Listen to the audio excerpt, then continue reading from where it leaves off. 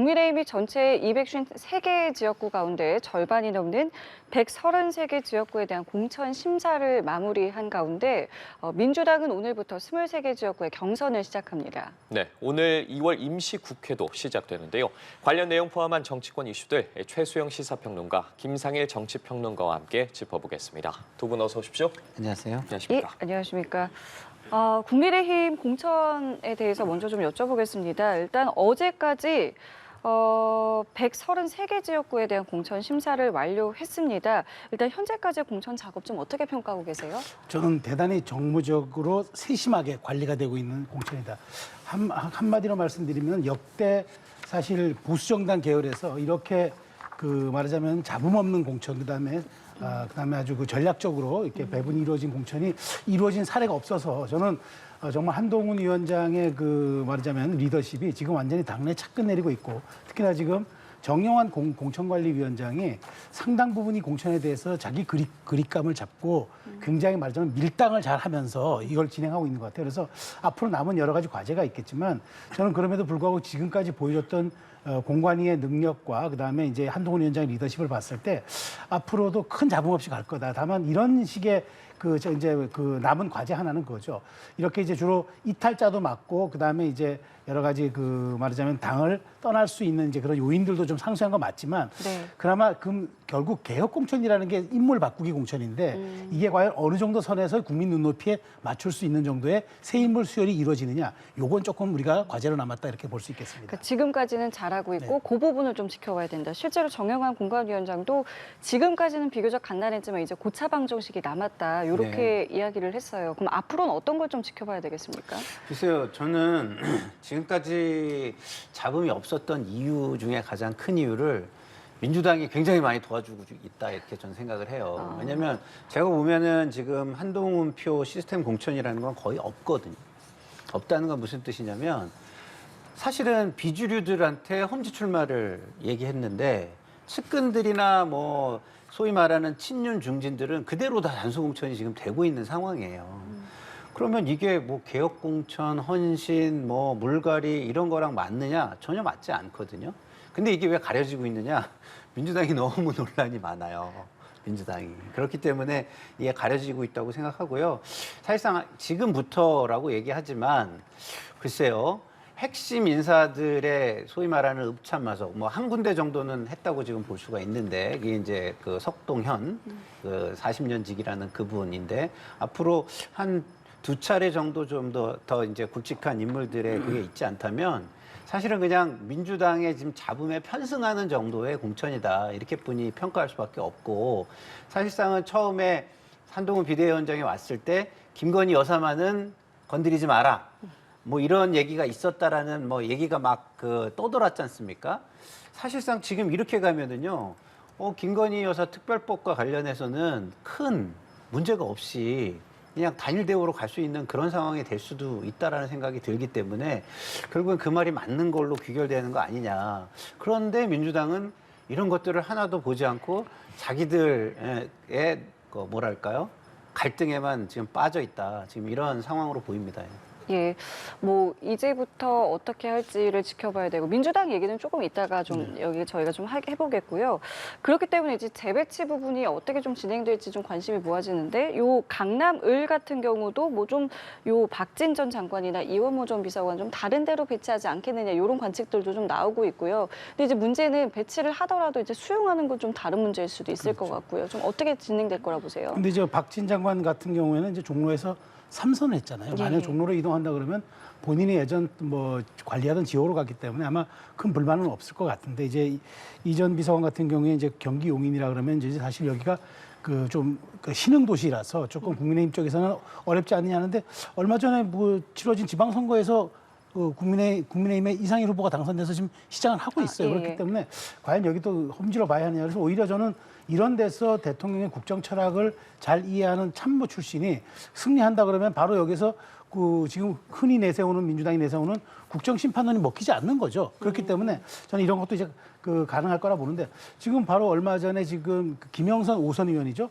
자기 지역구 지금 버리고 김해로 이동한다고 지금 발표를 했단 말이에요. 이게 자발적 이동이에요. 그러니까 당에서 종용했는지 안 종용했는지 모르지만 어찌됐든 이런 것들도 있기 때문에 저는 뭐 본인 수용 여부 같은 경우는 어느 정도 조율된 상황에서 아마 저는 할 것이다. 그래서 큰 반발 같은 건 없는데 제가 한동훈 위원장의 리더십 같은 경우 이렇게 하나 사례를 말씀드리면 자신의 측근이라 할 수 있는 장동혁 사무총장도 경선에 붙였어요. 예. 그다음 비서실장인 김영동 의원 같은 경우에는 아직 뭐 경선 여부까지도 밝히지도 않았어요. 그러니까 내 측근조차도 이러는데 내가 누구에게 빚진 사람도 없는 게 내가 뭐 하겠냐 이런 말들이 설득력을 얻고 있어서 그런 말하자면은 위원장의 비대위원장의 그런 자발성과 헌신성을 보여주니까 전략 배치라는 다른 중진들도 지금 할 말이 없는 겁니다. 그런 것들을 지금 계속 제가 해서 밀당의 고수라고 한 것이 그런 것들로 굉장히 전략적 유연성을 갖고 가는 게 아닌가 이런 생각이 듭니다. 당초에 그 공천 심사가 이제 시작되면은 뭐 용산 출신들이 어디를 갈 것이냐, 네. 뭐 좋은 데 갈 것이다 이런 것도 있었고, 네. 뭐 지금 말씀하신 뭐 한동훈 비대위원장 주변 인물들도 좋은 데 갈 것이다 했는데 지금까지는 뭐 특별히 뭐 눈에 띄는 인물들은 없는 것 같아요. 한동훈 비대위원장은 주변 인물이 없고요. 그리고 이제 비대위원이라던가요. 예, 예. 비대위원들도 뭐 이렇게 사실상 지금 뭐 출마를 확정짓거나 하는 사람들은 이렇게 별로 보이지 않잖아요. 이제 뭐 그 오히려 보수적인 인사들 같은 경우 한두 명 이제 경선으로 간 거지 사실상 한동훈이라고 하면은 중도 소구력이 있는 비대위원들을 본인들이 끌고 왔다 뭐 이건데 그분들의 어떤 뭐 헌신적인 배치 뭐 이렇게 꼭 두드러진다 저는 이렇게 보기는 좀 어렵고 오히려 제가 말씀드렸듯이 주말부터 오히려 이게 경선이라는 게 클린 경선이 되려면 기본적으로 현역들을 단수 공천을 하면 왜 그랬는지가 명확하게 밝혀져야 돼요. 근데 거기에 뭐 경쟁자가 없어서 그런 것인지 아니면은 뭐 지지율이 뭐 어디에서 조사했는데 뭐 확연하게 차이가 나서 그런 건지 이런 것들을 밝혀줘야 되는데 그런 거 없이 그냥 쭉 왔단 말이죠. 사실상 이제 현역들 물갈이가 거의 없이 왔는데 안전한 공천으로 지금 오고 있는 거죠. 그런 측면에서 제가 봤을 때 처음에 민주당이 못하지만 않았다면 이게 물갈이 공천, 뭐 개혁 공천, 헌신에 의한 공천 이렇게 말하기는 좀 힘들 것이다. 저는 이렇게 말씀을 드렸던 것이고요. 이현모 비서관이나 박진 전 장관의 재배치 문제도 저는 그래요. 아니 험지로 가야죠. 사실은 용인 어딘지 제가 지금 정확히 모르겠습니다. 용인의 저 처인구 쪽일 것 같은데 그쪽은요. 그 민주당이 계속해서 거의 다 적은 데입니다. 거의 다. 예. 거의 다 좋은 데이기 때문에 제가 심지어 김은혜 전 수석이 거기를 거절했다 그럴 때 저 용인 사람 같았으면 당장 받았을 텐데 용인에 대해서 너무 모르는 분이구나 이런 제가 생각이 들었을 정도인데 그렇게 되는 거고요. 그다음에 박진 전 장관 같은 경우도 종로로 그냥 간다면 최재형 의원과는 어떻게 하겠다는 겁니까? 경선을 하겠다는 겁니까? 아니면은 진짜 전략 공천을 해가지고 거기에 윤석열 정권의 대표적인 선수를 이 정권 중간 평가에 내놓는 그 상징성의 후보로서 내놓는 것입니까? 그런 것들을 좀 명확히 해줘야 된다 이런 생각이 듭니다. 예, 알겠습니다. 이번에 좀 민주당 공천 상황도 좀 살펴보도록 하겠습니다. 계속해서 잡음이 나오고 있는데 아마 지금 현 시점에서 가장 큰 문제가 여론조사에 대한 논란인 것 같아요. 아무래도 여론조사와 관련해서 뭐 홍영표 의원, 이인영 의원, 뭐 송갑석 의원도 있었고 이들의 현역 의원들의 명단이 빠진 여론조사가 좀 실시가 됐고 나아가서 지금 재판 중인 뭐 노은혜 의원 같은 경우에도 명단에서 제외가 돼서 논란이 되고 있는데 이재명 대표도 지금 사법 리스크를 안고 있는데 형평성 논란에 대한 부분도 지금 이야기가 나오고 있거든요. 그렇죠. 그러니까 노웅래 의원은 그러잖아요. 내가 이재명 대표랑 다른 게 뭐냐. 이재명 대표만 정치 탄압이고 나는 그럼 정치 탄압이 아니냐. 이렇게 얘기하니까 지금 사실 이재명 대표가 내가 살겠다고 하는 바람에 다른 사람들에 대해서 어떤 명분과 이런 어떤 그 당위성을 주지 못하고 있는 거예요. 더더군다나 문제는 지금 여론조사를 한다는데 이 여론조사의 실체를 지도부가 모르고 있다는 거죠. 그래서 심지어는 보도를 보니까 홍익표 원내대표가 이 여론조사 예. 당에서 한 겁니까라고 물어서 이게 얼마나 실수할 일입니까? 저는 지금 이게 그러니까 뭔가 사적 라인이 동원되고 그러다 보니까 이제 한동훈 위원장은 대장동식 공천이라고 얘기했고 또 심지어 이제 당의 원로 그룹들은 이게 무슨 뭐 경기도 팀이라는 비선 라인이 작동하는 거 아니냐 이렇게 얘기하는 거예요. 근데 이재명 대표가 말로만 개혁식 공천 제도 뭐 이런 얘기를 하고 아무런 조치가 후속 조치가 없고 본인의 출마 자체를 남들이 인정하지 않는 이런 상황까지 왔다는 거 저는 이게 주류 전쟁의 서막이라고 봅니다. 그러니까 지난 21대 총선은 친문재인계 의원들이 약진일 수밖에 없었죠. 왜냐하면 그 문재인 정부 당시에 치러진 일이니까. 근데 지금은 22대 총선에서는 이걸 이재명의 민주당으로 완전히 바꾸겠다는 이제 의지를 드러낸 것 같아요. 그럼 그렇다면은 그 바꾸는 과정들이 어느 정도 말하자면 정도에 부합하고 그다음에 상식과 어떤 그 절차가 누구라도 인정할 수 있는 정도여야 되는데 마치 이거는 찍어내기 하듯이 말하자면 그 흔히들 하는 표현하면 지역구 사냥하듯이 이렇게 하는 거잖아요. 그리고 현역 의원이 빠진 상태에서 여론조사 돌리는 걸 이거 어떻게 이해하겠습니까? 그래서 이건 제가 보기에 이제 지금 몇 개가 나온 것일 뿐이고 앞으로 계속 더 나올 거예요. 뭐 기동민 의원 지역구도 얘기 나오고 지금 여러 가지 얘기가 많이 이제 돌출될 겁니다. 그러다 보니까 민주당은 이탈자를 막기 위해서 하위 20% 컷오프를 설 때 발표한다 해놓고 지금까지도 발표 안 하는 이유가 이 후폭풍이 너무 큰 걸 알기 때문에 그래요. 그래서 저는 아마 이런 부분들이 있다 그러면은 민주당은 실질적으로 이제 이 20% 하위 컷오프도 아마 이달 말쯤에 발표할 것 같은데 정말 저는 이제부터는 주류 전쟁의 서막이 붙었고 이제는 잘못하면은 이 내홍에 그치지 않고 내전으로 치닫을 수 있다라고 저는 분석합니다. 예, 주류 전쟁의 서막이 올랐다고 표현해 주셨는데 쉽게 사그라들 것 같지는 않거든요, 이 논란이. 그러니까 쉽게 사그라들으려면 이제 두 가지 중에 하나가 필요한 거잖아요. 하나는 공천의 그 권한을 가진 사람이 도덕적 권위도 갖든가. 다시 말해서 제가 뭐 얘기하지만 그 이재명 대표가 민심의 바다에 본인을 제물로 던진다면 예? 권위가 쓰니까 그 권위로 도덕적 권위로 누를 수 있는 거고요. 또 하나는 공천을 하는 데 있어서의 명확하고 투명하고 공정한 기준 그런 것들을 밝혀줄 수 있다. 물론 이제 그 대중에게 공표하는 거는 좀 어렵겠지만 후보들한테는 당사자니까 이해 당사자니까 그걸 보여주거나 명확하게 알려줘가지고서 그것을 누르는 것 이 두 가지 방법뿐이 없어요. 근데 지금 그런 부분이 신속하게 이루어지지 않고 있다라는 게 가장 큰 문제입니다. 그런 부분이 신속하게 이루어져서 어떤 논란이나 갈등을 빨리빨리 잠재워줘야 되는데 이걸 잠재우지 못하면 결국 국민은 기다려주지 않거든요. 아, 결국은 문제가 있네라고 인식을 하게 되고 그 인식에 자꾸 확신을 더해가게 되기 때문에 총선이 갈수록 어려워지는 상황이 되고 있다. 물론 아까 제가 말씀드렸듯이 한동훈 비대위원장 쪽도 그다지 잘하는 건 없지만 상대적으로 국민들은 비교해서 볼 거 아니겠습니까? 두 거대 양당을. 그러면 상대적으로 한동훈 비대위원장은 조용히 가는 셈이 돼버리고 민주당은 굉장히 시끄럽고 짜증나게 가는 상황이 돼버리기 때문에 결국 이렇게 계속 간다면 민주당은 자칫 위기에 봉착할 수도 있다. 이런 말씀을 드립니다. 아까 지금 상황이 이렇기 때문에 공천 발표를 더 늦출 가능성도 있다라고 이제 말씀을 하셨는데 지금 이게 계속 이렇게 늦춰지는 게 유리한 거는 아니지 않습니까? 어떻게 보세요? 그렇죠. 공천 발표를 늦추더라도 말씀드린 대로 논란을 해소해 가면서 낮추면 저는 된다고 봐요. 근데 논란이 해소가 안 되고 있잖아요. 그러니까 임종석 전 비서실장만 해도 그래요. 사실은 이쪽이 희생을 하고 저쪽도 희생을 요구하는 게 가장 좋지만 안 된다면 어떻게든 임종석 비대위원장이 아름답게 퇴장할 수 있는 거를 만들어주는 게 좋은 거고 그것도 안 된다면 아 그럼 우리가 결정을 했으니까 우리가 비난은 지고 갈게 하고 빨리 그 결정을 하고 가는 거가 좋은데 이 세 가지가 다 안 이루어지고 있잖아요. 그 임종석 비서실장 같은 경우 경쟁력 조사가 이 중성동갑이 아니라 송파갑에서 또 됐다고 보도가 나오고 있던데 지금 민주당에서는 그럼 어떻게 생각을 하고 있는 걸까요? 그러니까 기본적으로 성동갑은 안 된다. 이걸 거의 확인을 하고 있는 것 같고요.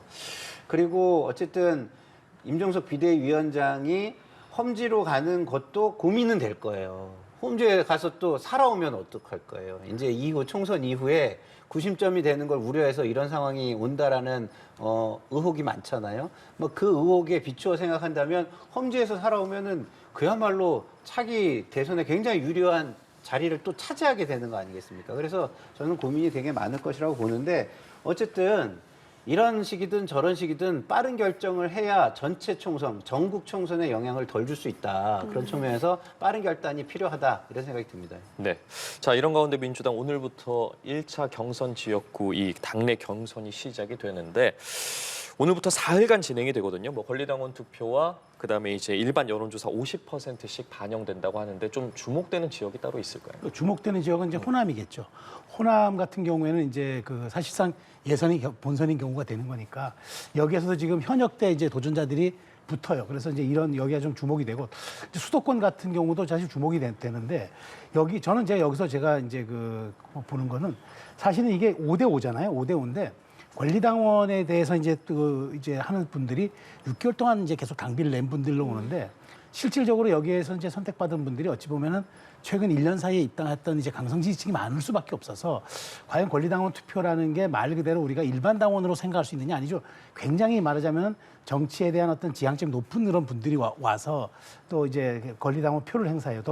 그리고 이제 여론조사도 마찬가지라 이게 ARS 조사로 이루어지기 때문에 말하자면 정치 고관여층이 많이 응답을 해요. 그래서 이게 일반 여론보다는 결국에는 이제 권리당원과 일반 여론조사라고 할지라도 결국 민주당의 뜻이 반영되는 이런 분들이 될 수밖에 없어서 어쨌든 저는 이제 이번에 그래도 23곳 정도인데 아직은 여기에 대해서는 이제 말하자면은 그렇게 뭐 핫한 지역구가 없이 이제 호남 위주로 가는 것도 결국에는 이제 가장 첫 번째는 좀 무난한 쪽으로 이제 택하는 것 아닌가 이런 생각이 들어요. 그래서 저는 이제 여기를 보면은 과연 권리당원들이 여론조사와 투표에서 얼만큼 강하게 응답하는지 그 아마 데이터를 볼 수 있는 사례는 될 것 같습니다. 예, 아무래도 호남이 가장 먼저 눈길을 간다고 말씀해 주셨거든요. 네.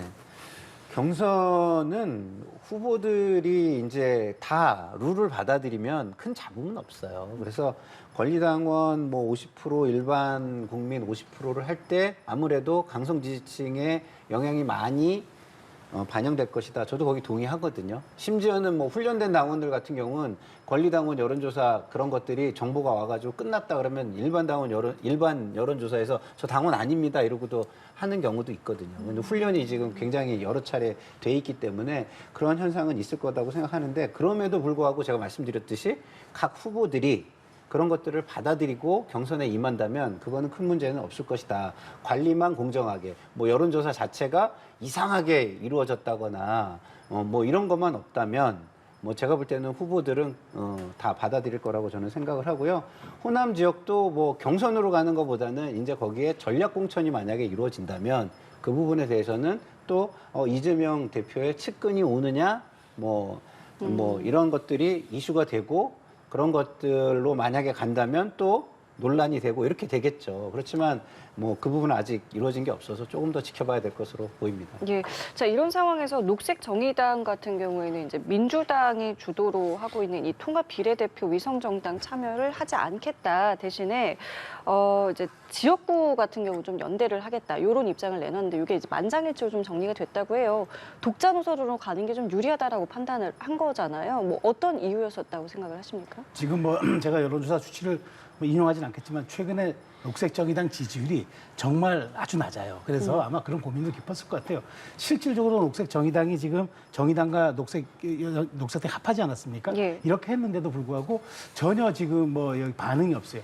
더더군다나 지금 그러다 보니까 지금 이제 비대위 체제로 간 거 아닙니까? 그래서 지금 그런 위기 상황인데 제가 이런 고민이 했던 것 같아요. 그러니까 그래도 우리가 위성정당에 참여해서 단 몇 석이라도 얻자라는 이른바 실리론이 있었고 그렇지 않다. 우리가 다당제를 추구하면서 온 정당인데 어떻게 우리가 당의 정체성을 이루면서까지 그냥 묻지마 우리가 연대를 하느냐. 우리 당의 정체성을 살려야 한다는 이른바 명분론이 부딪혔던 것 같아요. 근데 명분론이 이제 만장일치로 이긴 거죠. 그러니까 이 얘기는 뭐냐면 이제 뭘 해도 이제 그 비례대표에서 의석을 내려면 최저득표율이 이제 봉쇄 조항이 3% 아닙니까?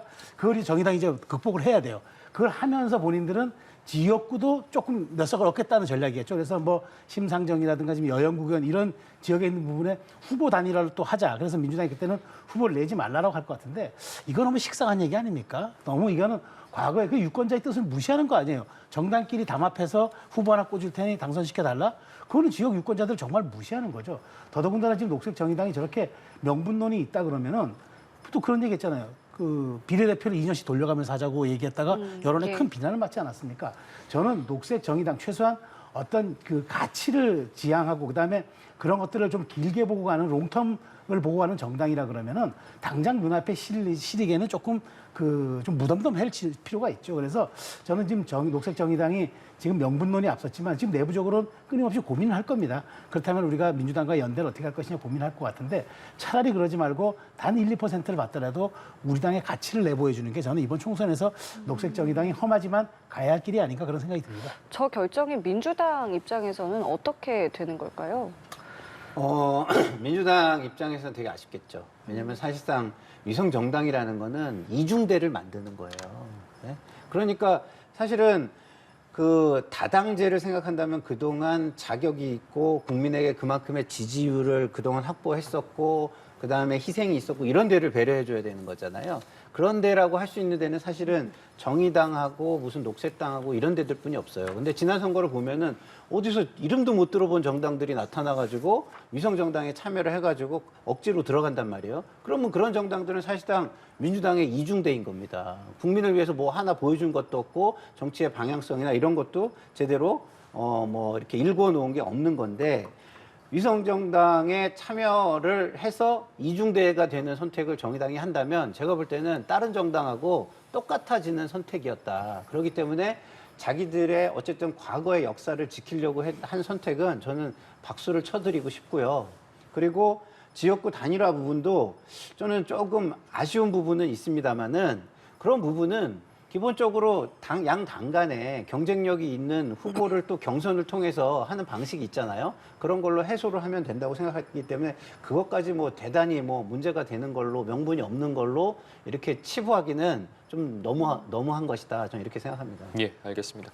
자, 이번엔 개혁신당 이야기 좀 해보겠습니다. 개혁신당 시기가 굉장히 빨리 돌다가 또 멈출 위기에 놓인 것 같아요. 계속해서 좀 내용이 일었었는데 오늘 오전에 이 최고위원회 회의가 있었는데 이 자리에서 이낙연 공동대표와 이 김종민 최고위원이 반발하면서 중도에 퇴장했다고 하는데 과정에서 좀 고성도 오고 갔다고 보도가 되고 있거든요.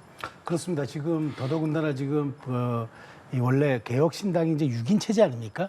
그래서 이제 그 사실 이번에 이준석 대표가 요구했던 것을 가지고 오늘 이제 표결에 붙이기로 했는데 표결에 붙인다면은 사실은 이제 이 최고위원회 구성이 현역 의원 4명과 이준석 그다음에 이제 그 이낙연 이렇게 두 분이 되기 때문에 이렇게 되면 이제 거기서 이제 금태섭 의원 같은 경우가 이제 표가 이제 캐스팅 보트를 했는데 아마 금태섭 의원도 지역 수도권에 출마하려다 보니까 기본적으로 이게 좀 이준석 대표에게 좀 가까웠던 것 같아요. 그러다 보니까 이제 이낙연, 김종민 두 분이 이제 회장을 박차고 나가면서 표결에 불참하니까 일단 4대 0으로 된 건데 저는 그래요. 벌써 이게 그 공개적으로 이렇게 갈등을 노출할 거는 저는 이제 이게 화학적 결합에 말하자면 단계를 떠나서 이분들이 지금 앞으로 함께 같이 갈 수 있는가라는 본질적인 이제 물음을 남겼어요. 그러면 앞으로 사안별로 계속 저렇게 투표할 건가요? 저는 이제 제가 보기에 지금 중대 고비에 들어간 거는 뭐냐면 실질적으로 이준석 대표가 그 배복주 그다음에 유해영 의원이죠. 그 두 사람에 대해서 이제 거부 의사를 밝히면서 한 건데 저는 이 본질이 그게 아니라 이번 선거에 주도권을 누가 지느냐 이제 경쟁은 같아요. 근데 이제 이준석 대표가 이제 표면적으로는 지었지만 실질적으로 그렇다 그러면은 나머지 이낙연과 김종민 의원 같은 경우가 이재명, 그러니까 이건 이준석이 사당화라고 지금 비판해 버렸어요. 예. 자, 이런 표현의 수위가 조금 더 나아가면은 제가 보기에 뭐 깨지진 않겠지만 이게 과연 빅텐트라는 이름에 걸맞는 모습을 보여줄까? 저는 매우 위험한 상황에 와 있고 지금 임계점에 다다르고 있는데 저는 이걸 타게 하려면 이준석 대표가 조급증을 좀 버려야 되고 이낙연 대표는 조금 더 헌신성을 조금 부각시켜주는 것. 이 두 가지밖에 방법이 없지 않을까 싶어요. 예, 말씀해 주신 것처럼 뭐 회의 직후에 이낙연 대표 쪽에서 이준석의 사당하다 이런 얘기를 했는데 네. 자, 주도권 싸움이라고 보기에는 좀 상황이 좀 심각해 보이긴 하거든요. 그렇죠. 굉장히 좀 심각해 보이고 이 제3지대가 왜 만들어졌습니까? 사실상 어떤 힘에 의한 패권주의 이런 것들, 사당화 이런 건 안 된다 이렇게 해가지고서 시대 정신은 대화와 타협을 통해서 갈등을 조정하고 뭐 이렇게 협의를 통해서 의견이 모아지고 이런 걸 해야 된다 이래가지고 나왔잖아요. 근데 그런 모습을 보여주지 못하잖아요 지금. 예? 그러면은 기존의 정당들하고 다를 게 없는 정당이 돼버리는 거예요. 그러면은 기존의 정당과 다를 게 없으면 제3지대를 왜 선택해야 되겠습니까? 유권자들이. 그래서 이런 부분에서 지금 이 모습은 굉장히 안 좋다. 이준석 대표가 아무리 주도권을 가져간다고 하더라도 본인에게 좋을 게 하나도 없는 겁니다. 그러면 어떤 게 더 시대정신이고 대의일 것이냐 이걸 보는 게 되게 중요하거든요. 지금 소탐 대실이 될 수가 있어요.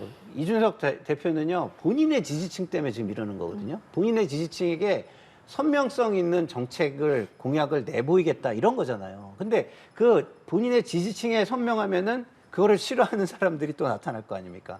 그럼 결국은 그게 갈라치기 논란으로 또 가는 경우가 너무 많잖아요. 그러니까 이게요, 정책도요, 어느 계층, 그 다음에 지지층을 너무 겨냥하면 선명성이 너무 뚜렷해가지고 다른 사람들에겐 그게 오히려 칼날처럼 다가올 수 있어요. 그리고 뭐 햇볕이 너무 강하면 타 죽는 뭐 사람들도 있지 않겠습니까? 물론 햇볕을 좋아하는 사람들도 있겠지만 그런 사람들을 전혀 배려하지 않고 가는 모습이 될 수 있고 그렇게 된다면은 결국에는 두 거대 양당과의 차별화라는 더 큰 대의는 잃어버리고 내 지지층에게 선명한 정치인 이것만이 남을 것이다. 이런 측면에서 이준석 당대표에게 별로 좋아 보이지 않는다. 이런 말씀을 드리고 제가 싶습니다. 그 뭐 저 하나만 더 이제 개혁신당 사태에 첨언을 한다 그러면은 사실 정당이라는 게 그 완전히 객관적인 정당은 없어요. 그러니까 누구를 대변하느냐에 따라서 실제로 그게 통합이 되기도 하고 투쟁이 되기도 하거든요.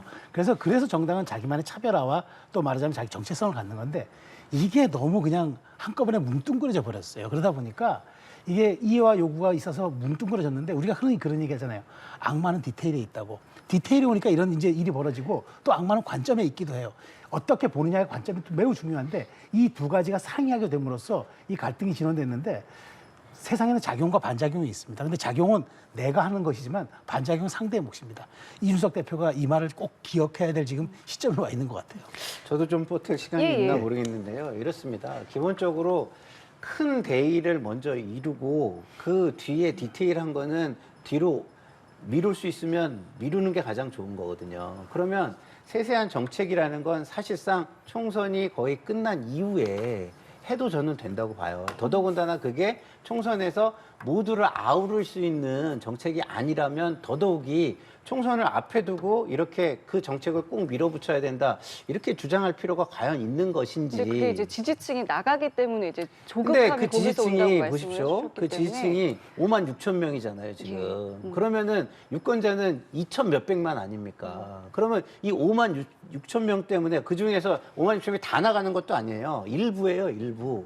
그리고 목소리가 큰 사람들이 게시판에 많이 쓰는 거예요. 그러면 거기를 보고서 그러면 2만 4천 명, 2천 몇백만의 유권자들의 그런 기대, 제3당이 존재함으로써 좀 더 대화하는 정치권이 만들어졌으면 좋겠다라는 그 시대 정신에 가까운 큰 기대, 그거는 저버려도 된다는 말입니까? 저는 그 질문을 하고 싶은 거죠. 예, 알겠습니다. 이 부분도 어떻게 해결해 나갈지 저희가 좀 지켜보겠고요. 지금 윤석열 대통령이 거의 뭐 일주일에 한 번 혹은 이제 두 번 정도 민생 토론회를 진행을 하고 있죠. 이공계 석박사에게 뭐 장학금을 지급하겠다라고 이제 이야기를 했어요. 석사에게는 80만 원, 박사에게는 110만 원. 근데 이제 민주당이 이 부분을 놓고 이게 이제 공직선거법을 위반했다, 불법행위다라고 경고를 하면서 고발을 하겠다라고 밝혔는데 이 내용 좀 어떻게 개인적으로 좀 먼저 보고 계세요? 저는 과유불급이라고 봐요. 네. 그러니까 이것이 선거법 위반이 되려면 과거의 전례나 이런 걸 찾아보고 이런 뭐 공약이나 정책이나 이런 것들이 없었는지 이런 걸 봐야 되는데 이럴 수는 있겠죠. 예를 들어서 대통령께서 이렇게 찾아다니면서 이렇게 지금 선거를 앞두고 이런 것들을 하는 거는 조금 선거 개입의 의혹이 있으니 자중해 주십시오. 이런 요구를 할 수는 있겠죠. 그리고 거기에서 그런 요구가 쌓였는데도 뭐 국민들이 볼 때도 그래 저 정도 요구는 좀 일리가 있지 하는 상황에서 이런 걸 했다면 저는 저렇게 했을 때 국민들이 그래 저렇게 해서라도 저거는 막아야지 이렇게 볼 거예요. 근데 뭐 갑자기 뭐 고발부터 한다 이러면은 제가 볼 때는 과유불급으로 느껴질 가능성이 좀 더 크다 이렇게 보여집니다. 예. 저는 첫 번째 문제 지적하고 싶은 거는 대통령이 순방 다니면 민생 안 챙긴다고 비난하고 대통령이 민생 챙기면 선거법 위반한다고 선거 얘기하면 불편. 그럼 대통령 관저에 있으라는 얘기입니까? 아니 일을 하고 있고 지금 노출을 최소화 자제하고 있잖아요. 그리고 정당은 선거에서 승리해서 정책을 만들려고 하는 게 아니라 선거에서 승리하기 위해 정책을 만드는 겁니다. 기본적으로 그게 속성이에요. 그런데 민주당 지난번 그러면은 지금 R&D 예산 비판하는데 R&D 예산 그렇게 비판하면서 축소했다고 얘기하다가 지금 연구생활 장학금 지원하겠다니까 선거법 위반이면 도대체 어떻게 하란 말입니까? 저는 그래서 이거는 제가 특히나 이건 민주당이 지적하고 싶은 건 이것도 고발한다는 거예요. 정치의 사법화 그렇게 비난하면서 또 왜 본인들이 이걸 합니까? 그래서 저는 민주당도 2020년 그때 총선에서 그때 코로나 지원금 100만 원씩 하는 바람에 국민의 당시 미래통합당으로부터 선심성 공약이라고 엄청난 비난했잖아요. 입장 딱 4년 만에 이건 현금 지원 전 국민 대상으로 하겠다는 것도 아니에요. 그래서 저는 민주당이 지금 오히려 당내 갈등을 이번에 한동훈 효과에 너무 묻혀버리니까 지금 잠잠한 윤석열 대통령 소환해가지고 자꾸 1대1 구도를 만들려고 하는 정략적 판단을 사는데 이런 게 역풍을 분 겁니다. 오히려 저는 그래서 이런 건 최고위원회에서 이런 건 자제시켜야 돼요. 예. 자, 이런 가운데 오늘부터 또 2월 임시국회가 열리게 됩니다. 지금 사안들이 정말 산재해 있는데 뭐 윤 대통령이 거부권을 행사한 뭐 네. 쌍특검법 재표결 여부, 선거구 획정도 관심이거든요. 네. 주목할 사안이 상당히 많아 보여요. 네. 근데 이제 이런 선거와 관련된 것들도 관심이 있지만 제가 볼 때는 기본적으로 민생 법안을 좀 많이 처리를 했으면 좋겠다는 생각이 들고요. 민주당도 이런 선거법, 물론 특검법 부분은 이제 뭐 집중해서 할 수밖에 없겠죠. 왜냐하면 아까도 제가 말씀드린 대로 공천 자체가 김건희 특검법의 방탄 공천처럼 좀 흘러가니까 그런 부분은 좀 더 내용에 빠진 거에서 정신을 차려가지고 그런 부분을 좀 집중해서 비판을 해야 된다고 보는데 야당은요 기본적으로 이 선거를 이 정권의 중간 평가로 만들어야 됩니다. 그러면은 이 정권에서 지금 잘 못하고 있는 부분들에 대해서 이슈가 되는 법들을 들고 나와서 이렇게 어려움이 지금 있어서 이 사람들이 굉장히 어려우니까 이런 법을 지금 해야 되는 거 아니냐 이런 이야기를 해야 중간평가로 흘러갈 수 있다 이런 말씀을 좀 드리고 싶어요. 예, 당장 내일 교섭단체 대표 연설도 시작되고 22일에는 뭐 대정부 질문 등도 예정돼 있거든요. 어떤 부분을 좀 주목해서 지켜봐야 될까요? 저는 뭐 대정부 질문 그다음에 이제 뭐 연내대표 그 교섭단체 대표 연설이야 뭐 크게 아마 본인들의 이제 선거 전략을 얘기할 겁니다. 그러니까 민주당은 아무래도 정권 심판해 주십시오라고 얘기할 테고 그 국민의힘은 거야의 발목이 우리를 너무 잡고 있으니까 이걸 좀 심판해 달라 이렇게 얘기를 할 겁니다. 그러니까 큰 주목되는 부분은 저는 이거예요. 선거 획정 빨리 해야 돼요. 지금 이게 실질적으로 선거 획정이 지금 안 돼가지고 경계에 있는 지역이 23곳이고 그다음에 지금 갑을 분구가 안 돼가지고 하는 지역이 여야가 지금 이견으로 하는 지역이 서너 곳 되는데 지금 이게 안 돼가지고 각 선거 운동이 지금 말하자면 내가 어디에 명함을 뿌려야 할지를 모르는 상황이 벌어지는 거 아닙니까? 그러니까 저는 지금 그 민주당은 아마 특검법은 이번에 처리 안 할 거예요. 왜냐하면 어쨌든 민주당은 저 국민의힘에서 이탈표가 나올 때 아마 의원들에서 뭔가 공천 탈락들이 나올 때 다시 한번 뭐 그 임시국회를 다시 한번 열어서 시도를 할 것 같은 생각이 들어서 이거는 큰 논쟁이 아닌 것 같은데 이번에 빨리 협의를 해가지고 이 저 말하자면 불확실성을 제거해 줘야 돼요. 그렇지 않으면은 지금 선거 운동을 하는 사람들이 지금 이게 선거구가 50일도 안 남은 상태에서 내가 어디서 어느 유권자들을 만날지 모르고 유권자들은 내가 누구를 뽑아야 할지 모르는 상황이 된다 그러면 이거말로 정치가 해야 할 일을 직무유기하는 건 아닙니까? 그래서 교수단체 대표 연설이라든가 뭐 대정부 질의 이것도 좋지만 빨리 정개특위 가동해가지고 선관에서 넘어온 거 빨리 재송해 주는 거 저는 이게 이번 임시국회에서 가장 시급한 일이라고 말씀드리고 싶어요. 예, 알겠습니다. 오늘 저희 두 분 말씀 여기까지 함께하겠습니다. 지금까지 최수영 시사평론가, 김상일 정치평론가였습니다. 두 분 감사합니다. 고맙습니다. 감사합니다.